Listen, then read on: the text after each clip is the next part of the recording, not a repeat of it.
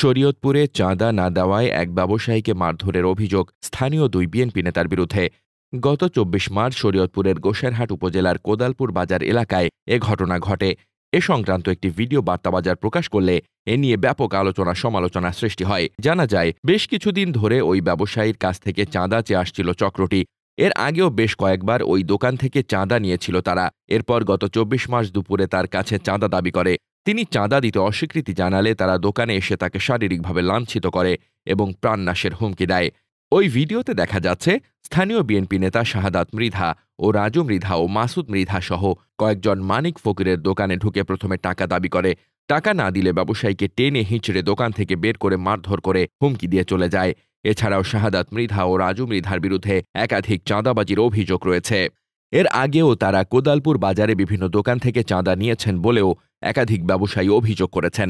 চাঁদাবাজি ও মারধরের ঘটনায় গোসাইরহাট থানা পুলিশকে জানানো হলেও এখনও কোনো ব্যবস্থা গ্রহণ করেনি পুলিশ। ভুক্তভোগী থানায় লিখিত অভিযোগ নিয়ে গেলে শাহাদাত মৃধা ও রাজু মৃধার নাম বাদ দিয়ে অভিযোগ দিতে বলেন ওসি। তাদের বিরুদ্ধে অভিযোগ না দিয়ে সাধারণ ডায়েরি করার পরামর্শ দেন তিনি। পরে ভুক্তভোগী ব্যবসায়ী সাধারণ ডায়েরি করে চলে আসেন। এরপর থেকে বাদীকে বিভিন্নভাবে হুমকি ধামকি দিয়ে যাচ্ছেন অভিযুক্তরা। এ বিষয়ে ভুক্তভোগী ব্যবসায়ী মানিক ফকির বলেন, আমি কোদালপুর বাজারে বিগত ১৬ বছর যাবৎ ব্যবসা করতেছি। নামদারি চাঁদাবাজ, বিএনপির নামদারি চাঁদাবাজ রাজু মির্জা, শাহাদাত মির্জা, মাসুদ মির্জা, ওরা বিগত দিন যাবৎ আমার সাথে চাঁদা নিয়ে বিভিন্নভাবে হয়রানি করে আসছে। এর আগেও শাহাদাত মির্জা আমার থেকে ২০,০০০ টাকা চাঁদা নিয়েছে, ১ লক্ষ টাকা দাবি করেছে, আমার থেকে ২০,০০০ টাকা চাঁদা নিয়েছে। ওরা হাতে পায়ে ধরে আমি ২০,০০০ টাকা দিয়ে পরে দোকানে ঢুকতে হয়েছে।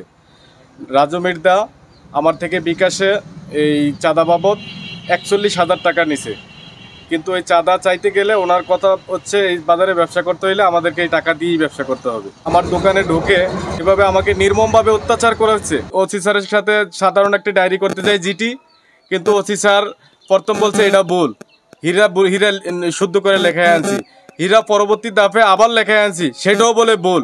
তো উনি ওনার মতো করে ভুক্তভোগী আমি, দরখাস্ত দিব আমি, উনি বলে ওনার মতো করে দরখাস্ত দিতে, উনি কিছু লোক বাদ দিতে বলে। কিন্তু যারা আমাকে ক্ষতিগ্রস্ত করছে আমি চাই তাদেরকে আইনের আওতায় বিচারে আনতে চাই। উনি বলতেছে ওই লোকগুলা যে ওনাকে বাদ দিয়ে দাও, ওনাকে দাও। আমি সকল প্রশাসনের প্রতি আবারও দৃষ্টি আকর্ষণ করে বলছি, আমি যেন আমার এই ন্যায্য বিচার পাই। বিষয়টি নিয়ে গোসাইরহাট থানা পুলিশের ভারপ্রাপ্ত কর্মকর্তা মোহাম্মদ মাকসুদ আলম বলেন, এই অভিযোগটা প্রথমে অভিযোগটা করি, পরে যার বিরুদ্ধে অভিযোগ করছে পরবর্তী আর অভিযোগটা দেয়।